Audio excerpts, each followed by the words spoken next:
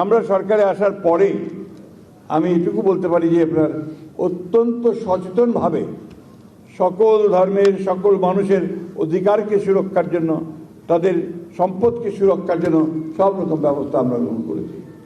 আপনারা নিশ্চয়ই জানেন যে দুর্গা পূজা হয়েছে, আমাদের সমস্ত দলের, আমাদের বিএনপি সব দলের লোকেরা তারা কিন্তু দুর্গা পূজায় আপনাদের সঙ্গে থেকেছে, যাতে কোনো রকমের দুর্বৃত্ত কোনো সুযোগ না পায় আপনার সমস্যা তৈরি করবার।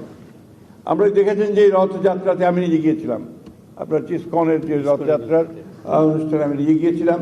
আমার ঠাকুরগাঁতে সেখানে হয়েছে, আপনার এখানে ধামরাইতে রথযাত্রা হয়েছে, আমাদের হুইপ গিয়েছিলেন, চিফ হুইপ গিয়েছিলেন, এবং ফিরতি রথযাত্রাতে আমাদের দাদা এবং অন্যান্যরা ছিলেন। আমরা সরকার কিন্তু সব সময় আপনাদের সঙ্গে থাকছে, যাতে করে আপনারা সেফ ফিল করেন, নিরাপদ বোধ করেন, সেই ব্যবস্থাটা আমরা এখানে করার চেষ্টা করি।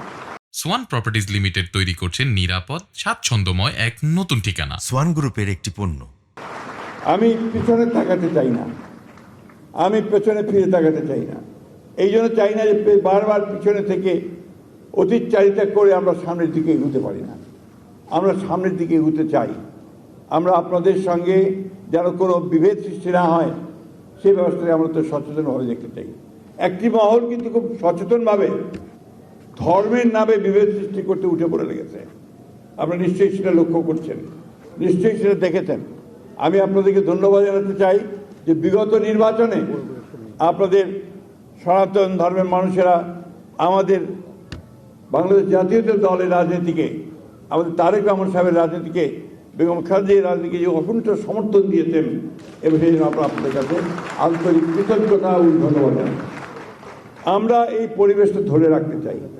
আপনারা অনেকেই জানেন কিনা আমি জানি না, প্লিজ, যে আমি কিন্তু আপনার এমন একটা কনস্টিটিউন্সি থেকে এসেছি, এমন একটা এলাকা থেকে এসেছি যে এলাকায় আমার কনস্টিটিউন্সিতে আপনাদের সম্প্রদায়ের ভোট সংখ্যা হচ্ছে 1,35,000।